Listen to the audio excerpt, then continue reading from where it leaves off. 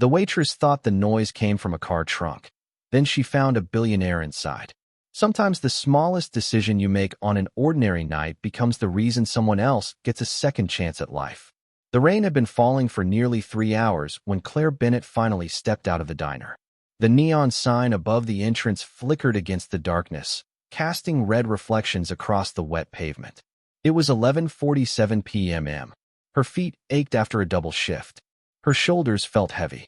All she wanted was to drive home, heat up leftover soup, and fall asleep on the couch before midnight. The parking lot behind the diner was almost empty. Only a few employee vehicles remained, scattered beneath the yellow glow of aging light poles. Claire pulled her jacket tighter around her neck and started walking toward her old Honda Civic. The wind pushed rain across the asphalt in thin silver sheets. Somewhere in the distance, thunder rolled softly through the clouds. Then she heard it. A faint sound, barely noticeable. Claire stopped walking. The sound disappeared. She waited. Nothing. Probably a stray cat, she thought. There were plenty around the alley behind the diner. She took another step. The sound came again. Tap, tap, tap. Claire turned toward the far corner of the parking lot. A black luxury sedan sat alone beneath a light pole. Rainwater streamed across its glossy surface. The vehicle looked expensive, out of place. She stared for a moment, then shook her head. Not my problem. She continued walking. Tap, tap, tap. Claire stopped again. This time the sound felt different. Not random, not natural, deliberate. 3 knocks. A pause. 3 knocks. Another pause. Her stomach tightened slightly. The rain continued falling. The parking lot remained empty. No movement. No people. Just the dark sedan and the strange rhythm echoing through the night. Claire looked around. Every instinct told her to leave. She was tired. Alone. And tomorrow's shift started at 6 in the morning. Yet something about the sound wouldn't let her go. 3 knocks. Pause. 3 knocks. Almost like someone trying not to be heard. Almost like someone hoping the right person might notice. Claire slowly turned around. Her car was only 50 feet away. Home was 20 minutes away. But the black sedan suddenly felt impossible to ignore. She walked toward it, one cautious step at a time. The closer she got, the louder the rain seemed. Water dripped from her hair onto her shoulders. Her heartbeat quickened. The vehicle's windows were heavily tinted. The engine was off. No license plate was visible from where she stood. Claire reached the rear of the car. Silence. She felt foolish immediately. Maybe she really was chasing a stray animal after all. Then it happened again. Tap, tap, tap. This time the sound came directly from inside the trunk.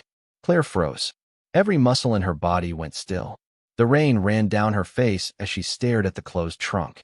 A cold feeling moved through her chest. Someone was in there. Before she could take another breath, a weak voice emerged from inside the darkness. Barely louder than a whisper. Barely strong enough to reach her ears. Please. Claire's breath caught in her throat. For a moment, she wondered if exhaustion was playing tricks on her mind. Rain tapped against the pavement. Water dripped from the edge of the trunk. Then the voice came again. Weak. Barely audible. Please. Every sensible thought told her to step back and call 911 immediately. Instead, she found herself moving closer. Her heart pounded so hard she could feel it in her ears. Are you okay? She called through the rain. Silence followed.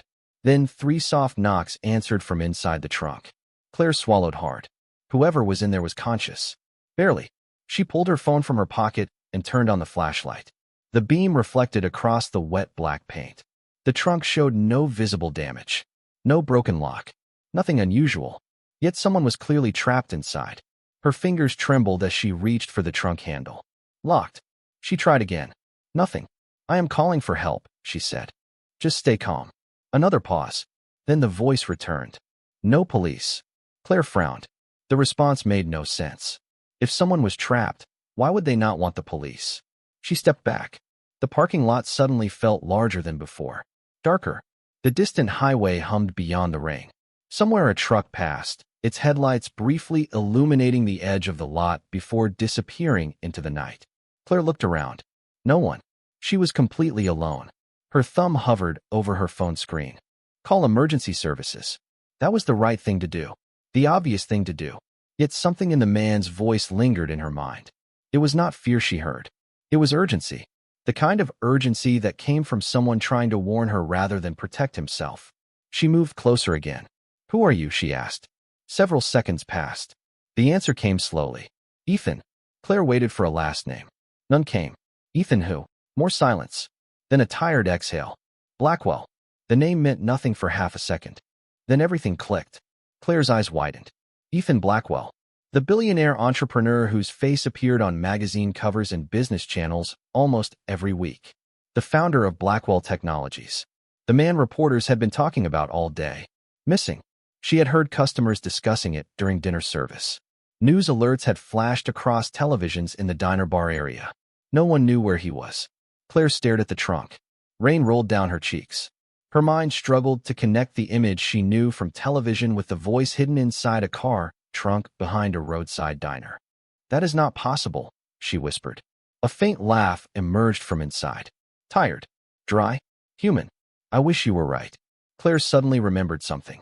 Earlier that evening, a customer had left a newspaper folded on the counter. The front page had featured Ethan Blackwell's photograph. The same sharp jawline. The same gray eyes. Missing since morning. Authorities searching multiple states. She looked back at her phone. Her reflection stared at her from the black screen. Home was forgotten now. Sleep was forgotten too. Somewhere between hearing that first knock and hearing that name, her ordinary night had disappeared forever. Claire stood motionless beside the sedan as rainwater pooled around her shoes. Ethan Blackwell. The name echoed in her mind. Every television in America seemed to know who he was. Yet right now he sounded less like a billionaire and more like a man running out of strength. She crouched beside the trunk and lowered her voice. "If you are really Ethan Blackwell, tell me something only Ethan Blackwell would know." A soft exhale came from inside. Then he answered. 3 years ago, I donated $40 million to rebuild the children's wing at St. Matthew's Hospital. I never allowed my name on the building." Claire blinked. She remembered reading a local article about that donation. The donor had remained anonymous. Very few people knew the truth. A chill ran through her. "Okay," she whispered. "I believe you." For several seconds, neither of them spoke. Rain tapped against the metal trunk lid. Water rolled off the rear bumper. Somewhere above them, the diner sign buzzed softly in the darkness. Claire studied the lock again. "I cannot leave you in there." "Then do not," Ethan replied. His voice sounded weaker now. "But listen carefully." Claire leaned closer. "What?" Another pause. "Someone will come back for this car." Her stomach tightened. She looked across the empty parking lot. Nothing moved. No headlights. No people. Just rain and darkness. "Who?" she asked. "I do not know exactly." "Then how do you know they are coming?" The answer came immediately. "Because they think I am still here." Claire felt her pulse quicken. Every instinct told her to dial emergency services. And the uncertainty. Let professionals handle it. Yet the strange confidence in Ethan's voice stopped her. He did not sound confused. He sounded certain. Too certain. "You still have not explained why you told me not to call the police," she said. Silence followed. Longer this time. When Ethan finally spoke, his voice dropped almost to a whisper. "Because I do not know who I can trust." Claire frowned. The sentence sounded impossible. This was not a movie. This was real life. Powerful people did not hide in car trunks. Billionaires did not warn strangers about trust. Yet none of this felt normal anymore. She looked at her phone again. 11:56 p.m. Less than 10 minutes had passed since she first heard the knocking. It felt like an hour. "I need to get you out," she said. "The trunk is locked." Driver's side.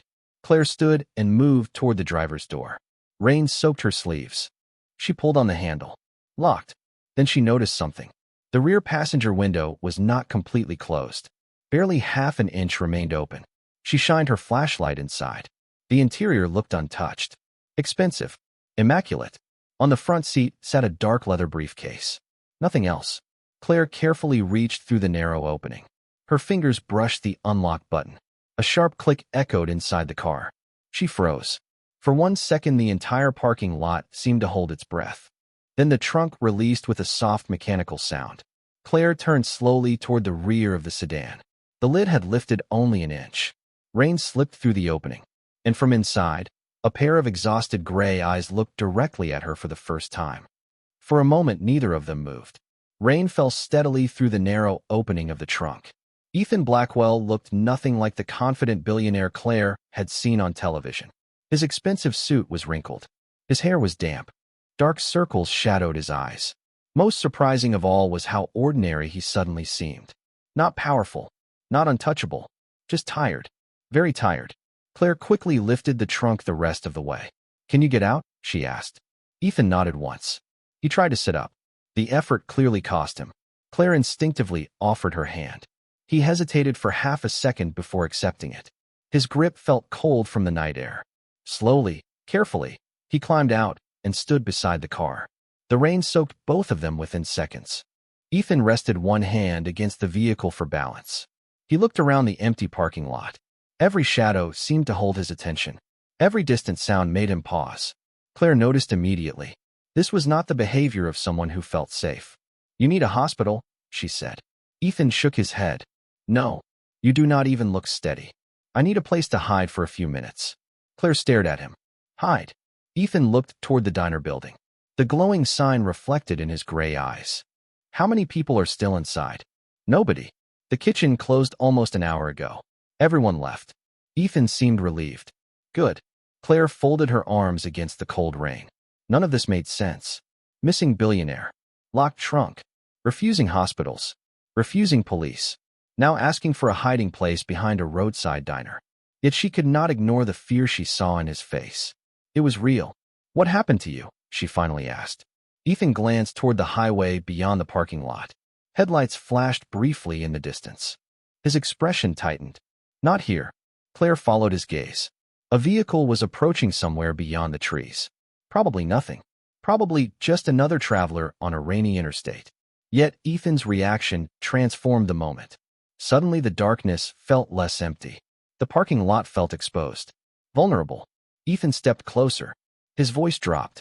"Do you have somewhere nearby where nobody would think to look?" Claire thought for a second. Then she remembered the old storage room attached to the back of the diner. Employees rarely used it anymore. Most people did not even know it existed. "Maybe," she said. Ethan nodded. "Then we should move." They started toward the building. Rain splashed beneath their feet. Claire unlocked the rear service entrance and guided him inside. The familiar smell of coffee and fresh bread lingered in the quiet kitchen. The lights were off except for a small lamp above the register. Shadows stretched across empty tables. Ethan paused near the doorway. For the first time since climbing out of the trunk, he seemed able to breathe normally. Claire watched him carefully. Something about the situation still felt wrong. Then she noticed it. Ethan's eyes never stopped scanning the room. Every window, every entrance, every reflection in the glass. As though he expected someone to appear at any second. Before Claire could ask another question, a pair of bright headlights swept across the front windows of the diner. Both of them froze. A dark SUV had just turned into the parking lot. The SUV rolled slowly across the parking lot. Its headlights swept over the rain-soaked windows before coming to a stop near the black sedan. Claire instinctively stepped away from the front of the diner. Ethan moved even faster. Without a word, he disappeared into the shadows beside the kitchen entrance. The transformation startled her. Minutes earlier, he had looked exhausted. Now pure focus had replaced the fatigue in his eyes. They both watched through a narrow gap between the blinds. The SUV's engine remained running. White light reflected across puddles outside. No one exited immediately. 10 long seconds passed. Then 20. Claire could hear her own heartbeat. Finally, the driver's door opened. A man stepped out holding an umbrella. Another followed. Then a third. None of them appeared hurried. They moved with the calm confidence of people who expected to find exactly what they were looking for. Claire looked at Ethan. His expression hardened. "Do you know them?" she whispered. Ethan kept watching the parking lot. "No." The answer came too quickly. Claire knew he was hiding something. Before she could press further, one of the men approached the abandoned sedan. He checked the driver's door. Then the trunk. The lid still hung slightly open from Ethan's escape. Even from inside the diner, Claire could see the man's posture change. He immediately called the others over. The three men exchanged a few words she could not hear through the rain. Then all of them began scanning the area. Looking. Searching. Claire's stomach dropped. They knew someone had escaped. Ethan slowly reached inside his jacket. For a split second, Claire panicked. Instead of anything dangerous, he removed a small silver flash drive. It was ordinary. The kind anyone could buy online for $20. Yet he held it like it mattered more than anything else in the world. Take this. Claire stared at the device. What is it? Insurance. Insurance for what? Ethan looked toward the windows again. The men outside were spreading out now. One walked toward the far edge of the lot. Another circled behind the diner. If anything happens, Ethan said quietly, you must get this to someone named Daniel Ross. Claire frowned. Who is Daniel Ross? Investigative journalist. Chicago Tribune. Claire accepted the flash drive, but did not put it away. Why me? Ethan finally met her eyes. For the first time all night, his voice carried something other than caution. It carried honesty. Because you are the only person who stopped walking. The words landed harder than she expected. Claire looked down at the small piece of metal resting in her palm. Outside, thunder rumbled across the sky. She had started this night as a waitress finishing another shift. Now she was standing in a dark diner, holding a mystery she did not understand, while one of the most famous men in America trusted her with something important enough to risk everything for. Then a new sound echoed through the building. A door handle rattled. Once. Twice. Both of them froze. The rear service entrance. Someone was trying to get inside. The rattling stopped. Silence rushed into its place. Claire held her breath. Ethan did the same. Neither moved. Neither spoke. The only sound came from rain striking the roof above them. Then the handle moved again. Slower this time. Deliberate. Whoever stood outside was not leaving. Claire glanced toward the back hallway. The old storage room sat 20 feet away beyond the pantry shelves. Hardly anyone used it anymore. A thought flashed through her mind. She pointed toward the hallway. Ethan understood immediately. Without a word, they moved. Quiet footsteps crossed the dark kitchen floor. The handle rattled again behind them. Claire reached the storage room first. She unlocked the door and guided Ethan inside. The room was small. Old inventory boxes lined the walls. Cleaning supplies occupied one corner. A single pull chain hung from the ceiling. Claire left the light off. Darkness swallowed them. She carefully closed the door. For several seconds they listened. Nothing. Then the faint sound of the rear entrance opening drifted through the building. Claire felt her stomach tighten. Someone had found a way inside. Footsteps echoed softly across the kitchen. Unhurried. Patient. Ethan remained perfectly still beside her. Claire could barely make out his silhouette in the darkness. The billionaire who controlled corporations worth billions of dollars now stood hidden inside a forgotten storage room behind a roadside diner. The contrast felt unreal. Another sound reached them. A voice, muffled by distance. Then a second voice answered. More than one person had entered. Claire leaned against the wall and slowly slipped the flash drive into her jacket pocket. Until that moment, she had almost forgotten it was there. Now it felt heavier than metal should. Ethan noticed the movement. Keep it hidden, he whispered. Claire nodded. What is on it? Ethan hesitated. For a moment, she thought he would refuse to answer. Instead, he looked toward the door. Proof. Proof of what? A faint smile appeared on his face. Not confidence. Not pride. Something closer to regret. Proof that some people became powerful by making sure the truth stayed buried. Claire stared at him. The answer only created more questions. Before she could ask another one, footsteps passed directly outside the storage room. Both of them froze. The footsteps stopped. Claire felt every muscle in her body lock. A shadow appeared beneath the narrow gap at the bottom of the door. Someone was standing there, waiting, listening. 5 seconds passed. 10. Claire could hear her own breathing. Then the shadow moved away. The footsteps continued down the hallway. Ethan released a slow breath. Claire did the same. Relief lasted less than a second. A sudden glow illuminated the far wall through a small, dusty window. Headlights. More headlights. Claire carefully crossed the room and looked outside. Her eyes widened. Another vehicle had entered the parking lot. Then another. Rain reflected across the wet pavement as 3 dark vehicles now surrounded the diner from different directions. Ethan joined her at the window. His expression darkened immediately. They found us faster than I expected. Claire looked at him. Who are they? Ethan watched the vehicles through the rain. When he finally answered, his voice was calm. Too calm. People who are very afraid of what is on that flash drive. Claire stared at Ethan. The dim light from the parking lot reflected across the dusty window as rain continued falling outside. People who are very afraid of what is on that flash drive. His words lingered in the darkness. For several seconds, she said nothing. Then she asked the question that had been building since the moment she opened the trunk. What is really happening? Ethan looked older suddenly. Not in years. In weight. The kind carried by someone who had spent too long holding a secret. Outside, the engines remained running. The vehicles sat motionless in the rain. Waiting. Ethan leaned against a stack of storage boxes and closed his eyes for a moment. 3 years ago, I discovered something inside my own company. Claire listened carefully. What? Ethan opened his eyes. Money was disappearing. Claire frowned. From your company? He nodded. At first I thought it was accounting mistakes. Then I thought it was theft. Eventually, I learned it was something much larger. Thunder rolled softly in the distance. Ethan continued. Powerful executives, contractors, public officials, people who appeared respectable. They built a system that moved money through dozens of organizations. Claire felt a chill despite the warm storage room. And the flash drive proves it. Part of it. Ethan glanced toward her jacket pocket.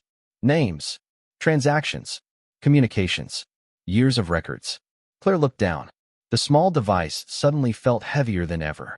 Why not release it already? Ethan gave a tired smile. That was the plan. The answer surprised her. Then what went wrong?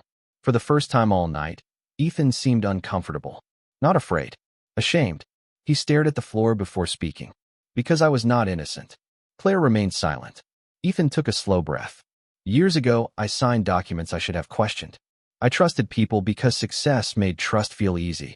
By the time I understood what was happening, I had already become part of the machine. The honesty in his voice caught her off guard. Most powerful people spent their lives protecting their image.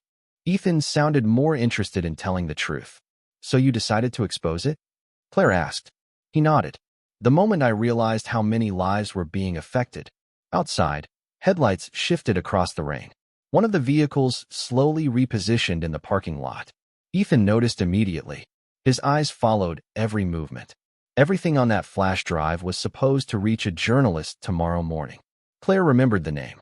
Daniel Ross. Instead, it ended up with me. Ethan looked at her. Because somebody learned what I was planning. Silence settled between them. Claire thought about her life. Rent payments. Long shifts. Burned coffee. Late nights. Problems small enough to fit inside a diner. Now she stood at the center of something far larger than herself. She should have been terrified. Strangely, she was not. She was angry. Angry that someone had tried so hard to keep the truth hidden. Angry that ordinary people always seemed to carry the consequences. A sudden vibration broke the silence. Claire jumped. Ethan froze. The sound came from the pocket of his jacket. A phone. Ethan slowly removed it. The screen glowed in the darkness. No caller identification. Just a number. Both of them stared at it. The phone rang again. Then again. Finally, a text message appeared beneath the missed call. Ethan read it. The color drained from his face. Claire immediately noticed. What is it? Ethan turned the screen toward her. 5 simple words stared back from the display. We know where you are. Claire stared at the message. 5 words. Simple. Cold. Certain. We know where you are. The storage room suddenly felt smaller. The air felt heavier. Ethan locked the phone screen and slipped it back into his pocket. For the first time since she had met him, Claire saw genuine concern in his eyes. Not for himself. For her. You should leave, he said quietly. Claire almost laughed. Leave? Ethan nodded. You have done more than enough. None of this is your responsibility. Claire folded her arms. Rain tapped softly against the small window behind them. A few hours ago, my responsibility was refilling coffee and cleaning tables. Ethan remained silent. Then I found a man trapped in a trunk. Another silence. Now someone is threatening us. Ethan looked away. Claire noticed something then. Beneath all the wealth. Beneath all the headlines. Beneath the reputation and power. He was carrying something far heavier than fear. Regret.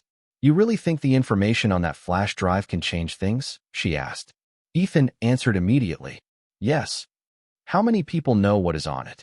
Very few. Claire slipped her hand into her jacket pocket and touched the edge of the flash drive. Then maybe that is why they are afraid. A faint smile crossed Ethan's face. Outside, one of the vehicle doors opened. Both of them instinctively looked toward the window. Figures moved through the rain. Dark shapes beneath umbrellas. Methodical. Patient. Searching. Claire felt her pulse quicken. Then an idea appeared. Small at first. Then clearer. She looked at Ethan. The diner still has internet. Ethan frowned. What? The office computer. The manager never shuts it down. Ethan stared at her for several seconds. Slowly, realization appeared in his eyes. You want to send the files? Claire nodded. If they are looking for the flash drive, then they are assuming the information only exists in one place. Ethan stepped closer. The files are encrypted. Can you access them? Yes. Can you send them? Ethan looked toward the parking lot again, then back at Claire. Possibly. That was enough. They left the storage room and moved quietly through the dark hallway. Every sound felt amplified. Every shadow seemed alive. Yet the diner remained empty. Claire led him into the small manager's office near the front counter. The old desktop computer sat exactly where she expected. Ethan immediately connected the flash drive. The monitor flickered to life. Rain streaked down the front windows as the vehicles remained outside. Waiting. Watching. Ethan typed rapidly. Screen after screen appeared. Documents. Spreadsheets. Messages. Names. Hundreds of names. Claire did not understand most of it, but she understood one thing. Ethan had been telling the truth. The information was enormous. Several tense minutes passed. Finally, Ethan exhaled. Done. Claire looked at him. Done. He nodded. Everything has been transmitted. Relief washed across his face. For the first time all night, his shoulders relaxed. Then his phone vibrated again. Another message appeared. Ethan opened it. His eyes widened. Claire immediately noticed. What now? Ethan slowly turned the screen toward her.